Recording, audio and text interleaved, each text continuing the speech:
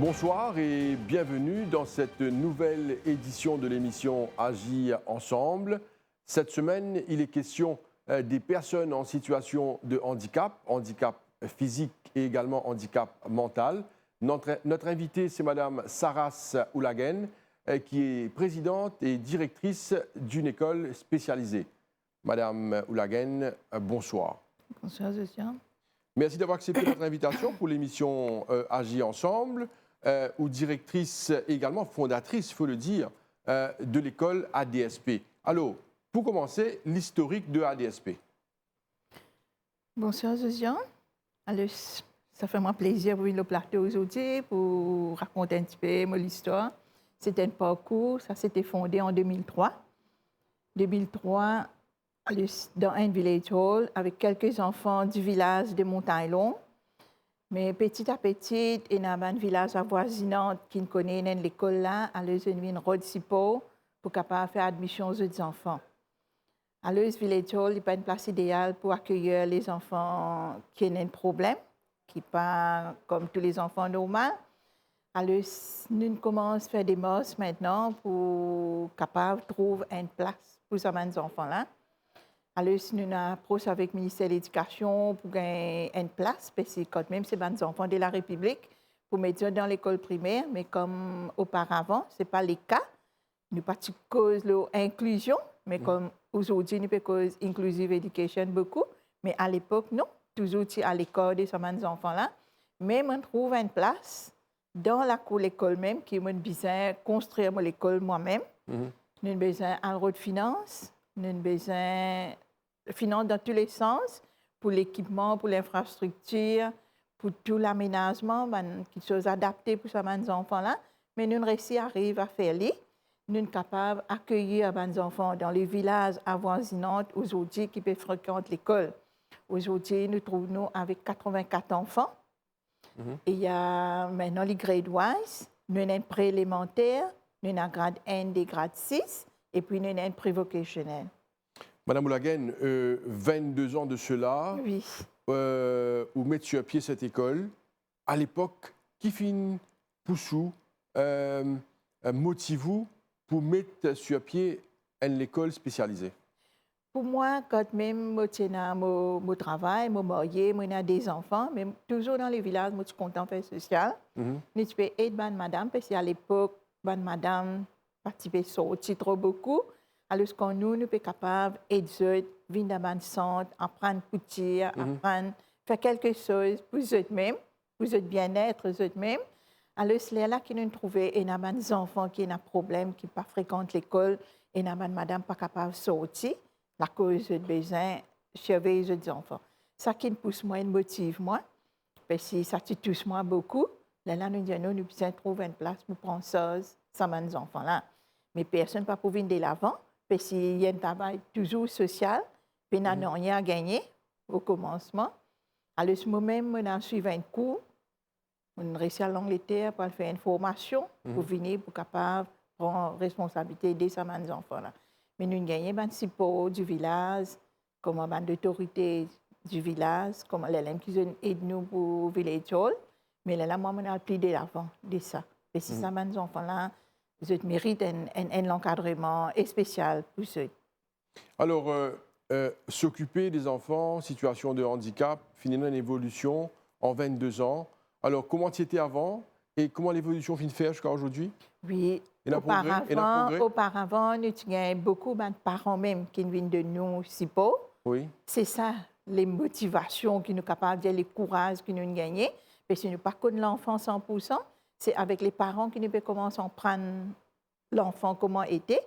Nous travaillons avec mental, physical. Mental, il englobe plusieurs handicaps. Nous avons Down syndrome, nous avons ADHD, nous avons plusieurs.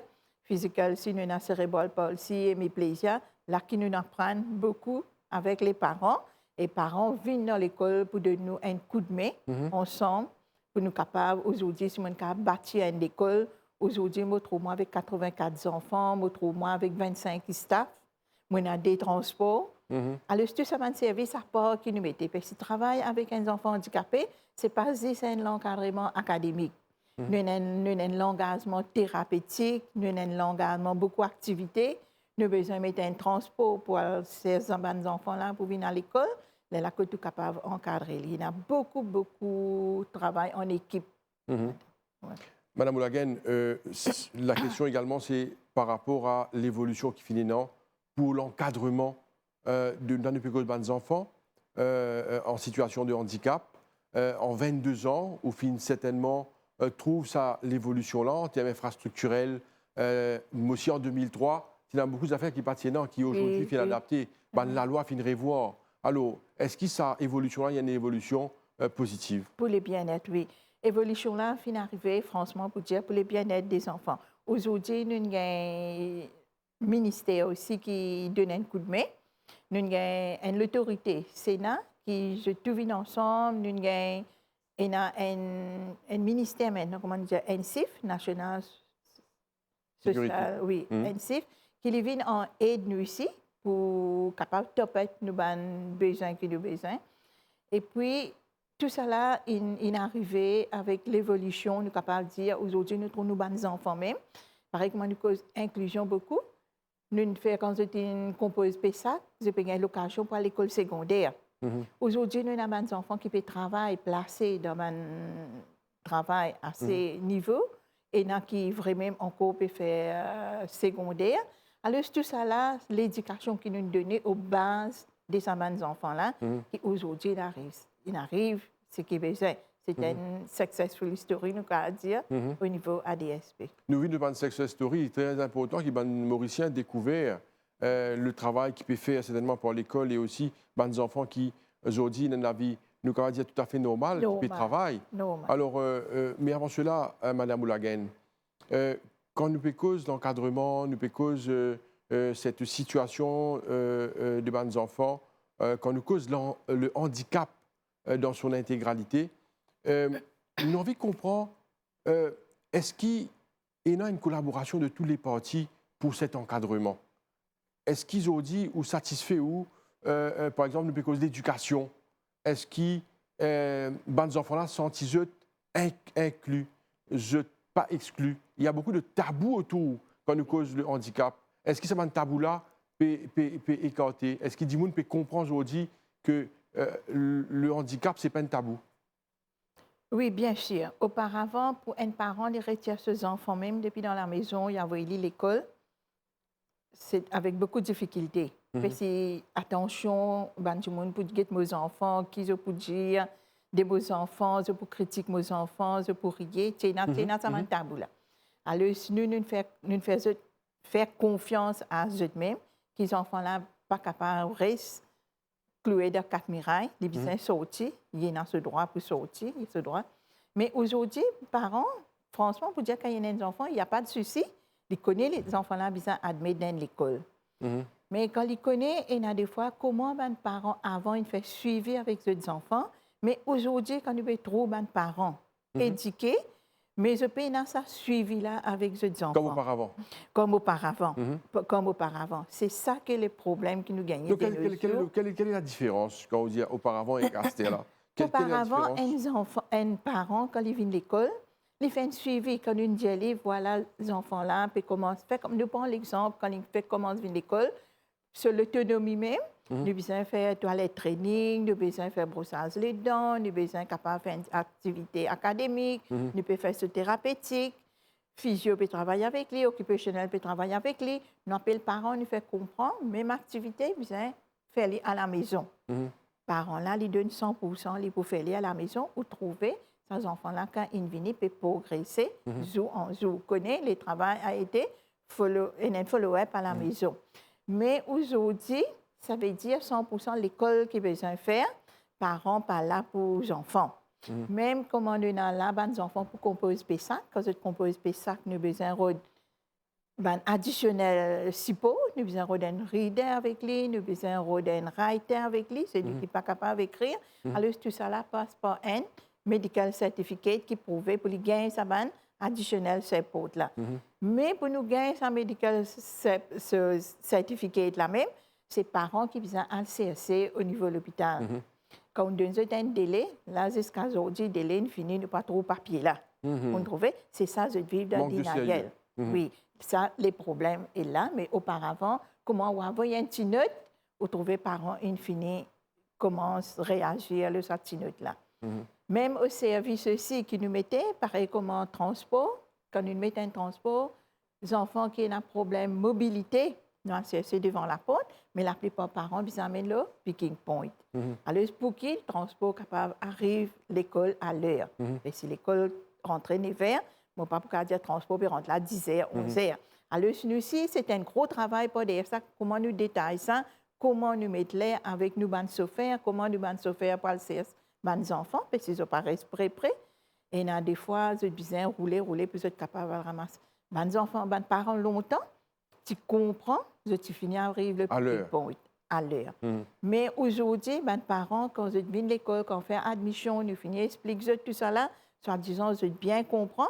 Once que les enfants là, ils gagnent admission, là, je ne pas comprendre, je dis transport vis-à-vis devant la porte, je suis capable créer des problèmes, des désagréables, mettre des commentaires aux réseaux sociaux pour diffamer l'école. Voilà, ça, c'est un souci là qui est là de nos jours avec des parents qui ont des enfants.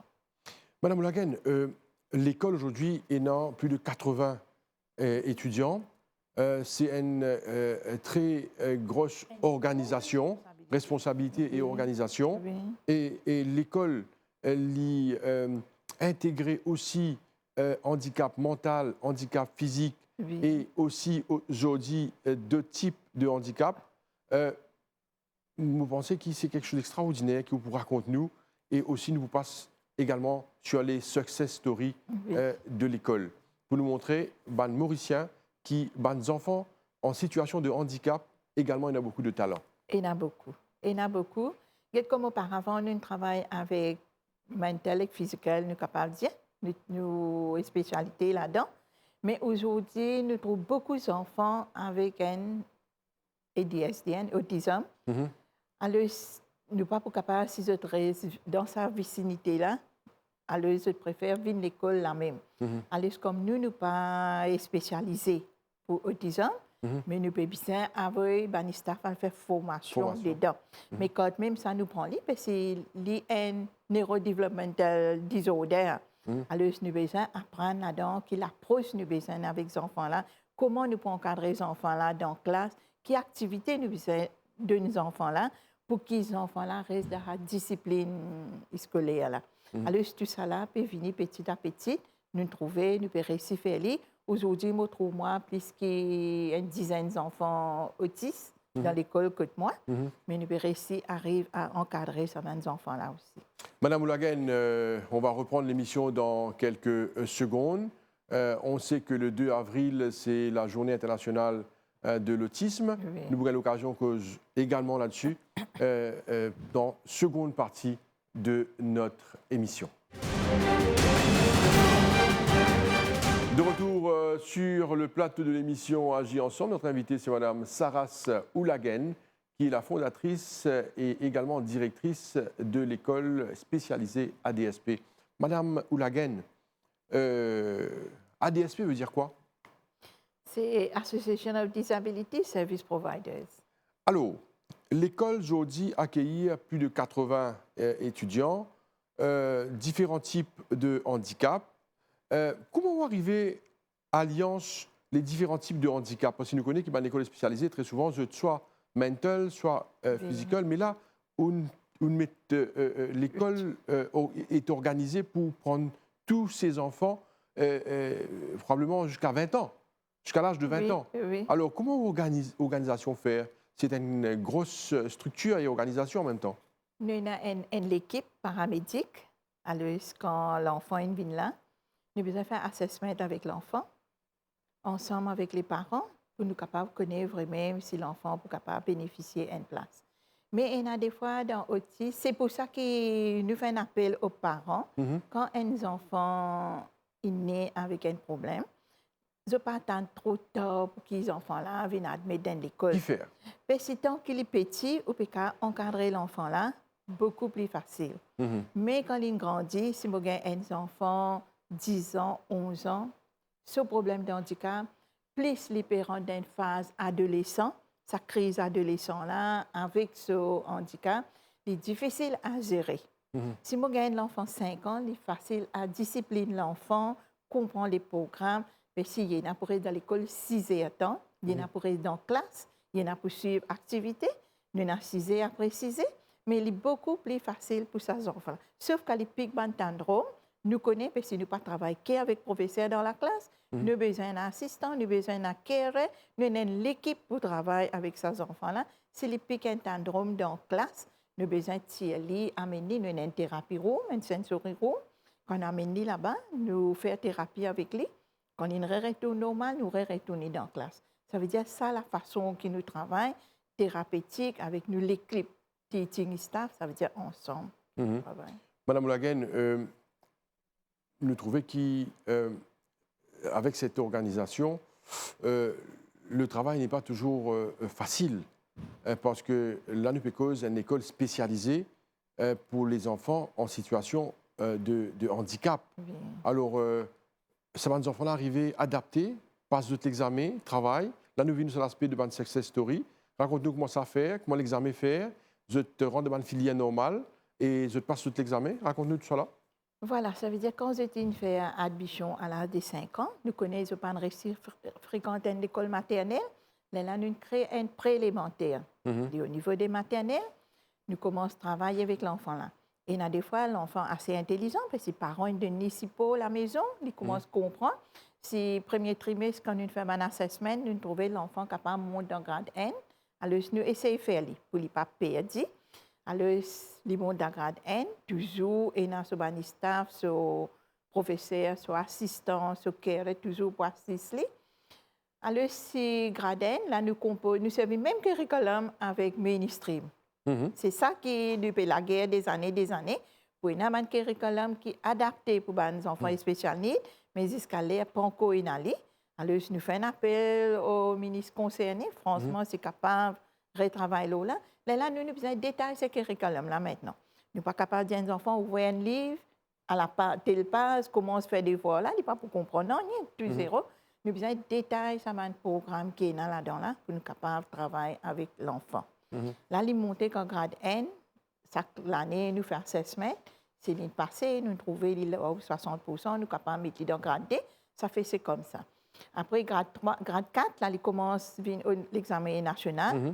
Là, il commence à composer sur un papier. S'il est passé, grade 5, grade 6, pareil, P5, là, il monte au collège. C'est-à-dire, nous faisons très discrètement. Parce que nous, ici, quand on passe P5, nous ne pas donner trop médiatiser les choses.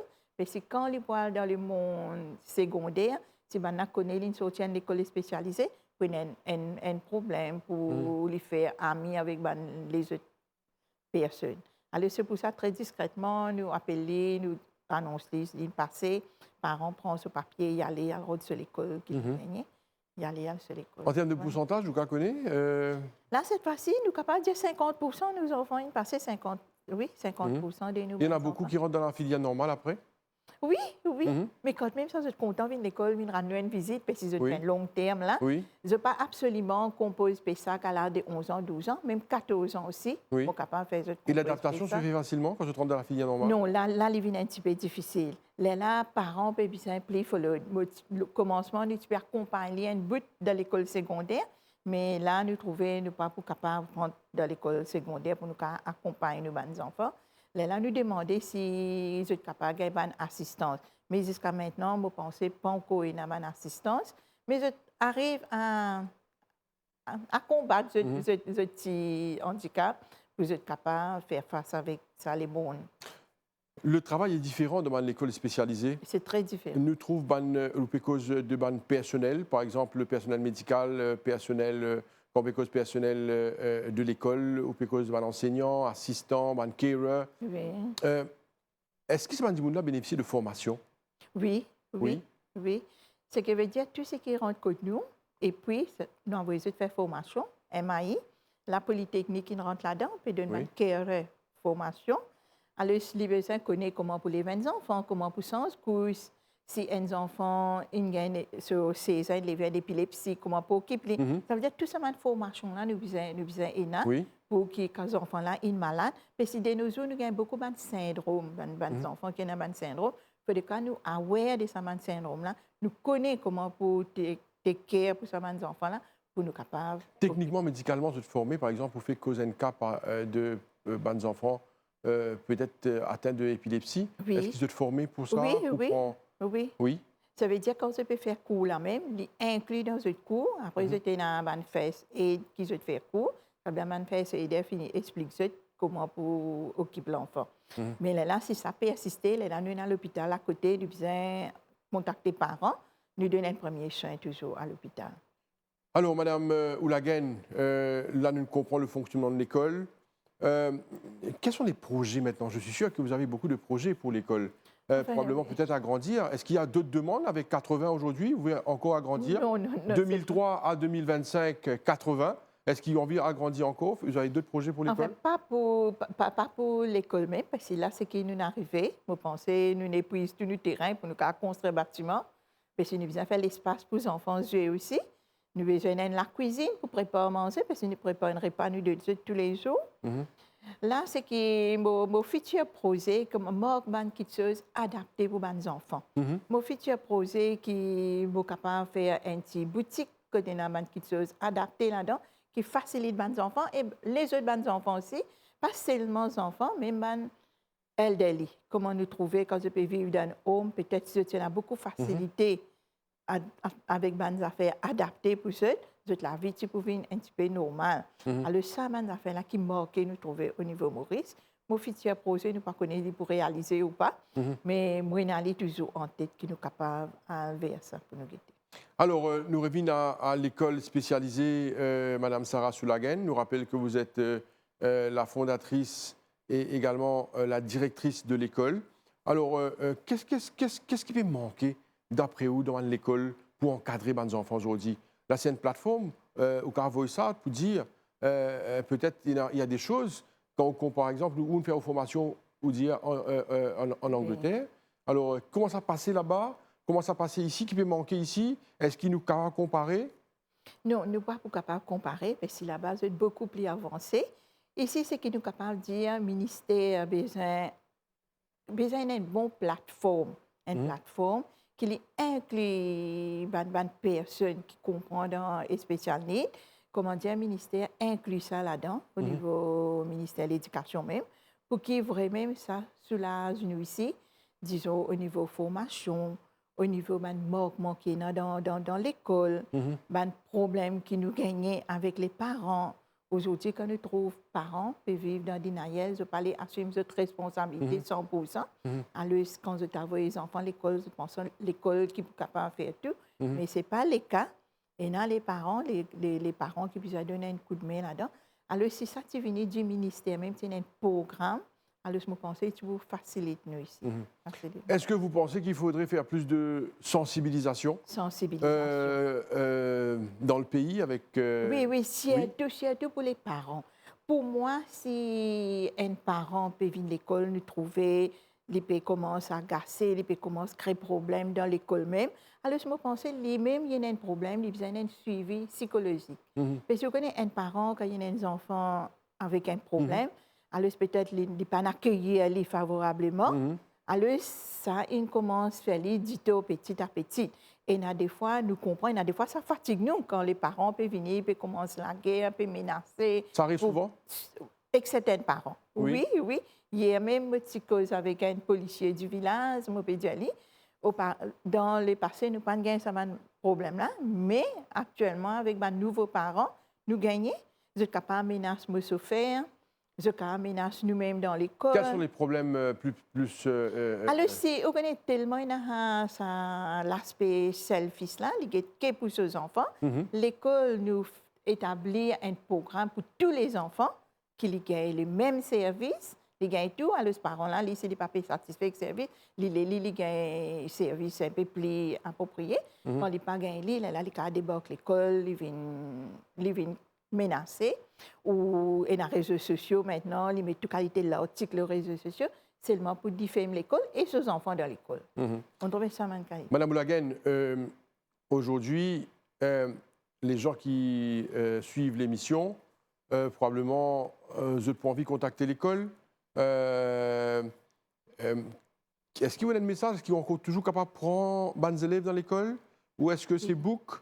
Non, là, pour le moment, les books, parce que chaque année, nous avons des enfants qui, définitivement, qui ont 20 ans pour aller, et puis qui composent ça. Là, qui nous fait recrutement. Mais toujours, moi, je vous dis à mes parents, il ne faut pas se décourager quand vous avez des enfants qui ont un problème. La porte ouverte, maintenant, il y a l'école, et les autres enfants pour progresser. Alors, je pensais, au niveau, si je peux trouver mal dans la pause, je besoin d'un service psychologique. C'est pour ça que nous disons quand un enfant est né handicapé, au niveau de la santé même, besoin de suivi psychologique là, pour demain, ne pas grandir avec ce problème-là. Là, se déborde ça, se frustration, se déborde ça au niveau de l'école. Là, ça affecte nous aussi. Quelque part, ça affecte moi, mon staff, mon chauffeur. Vous trouvez que ça, plusieurs fois, vous paraît affecté, ça? Oui, c'est vrai. C'est vrai, mais c'est tout récemment, nous avons un problème comme ça. Non, mais ce sont des choses qui arrivent un peu partout, il faudrait aussi gérer. Ça fait partie de la gestion de l'école. Oui, voilà. Là, il a affecté la gestion de l'école, parce que l'enfant est là. L'enfant toujours sur les choses de l'école. Quel est le message que vous avez à faire passer à tout le Mauricien qui peut suivre l'émission là, surtout concernant les enfants en situation de handicap? Alors, je nous dis à les parents, surtout les concerne les parents, même les personnes qui... Mais au grand public, je besoin donner un coup de main plutôt pour l'encadrement de ces enfants-là, surtout dans l'école. C'est lui qui peut comprendre aussi, mais si c'est une plateforme pour créer awareness au niveau public, c'est pour beaucoup, les grands publics aussi, connaissent dans l'école qui a le travail nous faire et qui difficultés aussi qui nous gagnent. Et nous gagnons beaucoup de difficultés parce que nos enfants, ADHD, quand ils ne sont pas trop bien sur la peau, là, ils sont capables de piquer un syndrome, même ils sont capables de agressif, ils sont capables de battre le professeur. Alors, nous besoin de trouver comment nous sommes capables de sécuriser nous-mêmes. Alors, nous disons ça, plateforme-là, c'est bon qu'ils aient une connaissance, une école spéciale need, ils pas travail au petit bonheur comme ça. Et il y a beaucoup de difficultés là-dedans. Madame Saras Oulagen, on est arrivé à la fin de l'émission. Merci beaucoup pour votre présence sur le plateau et bon courage dans vos entreprises. Merci. Vous faites un travail très difficile. Merci à vous. On va vous souhaiter bonne chance. Merci. On rappelle que l'école se trouve à Montagne-Longue, l'école spécialisée ADSP. Merci à vous. Merci. Nous sommes arrivés à la fin de l'émission Agir ensemble pour cette semaine. Merci à vous de nous suivre. Restez branchés sur les chaînes de l'MBC. Bonne soirée à vous. Au revoir.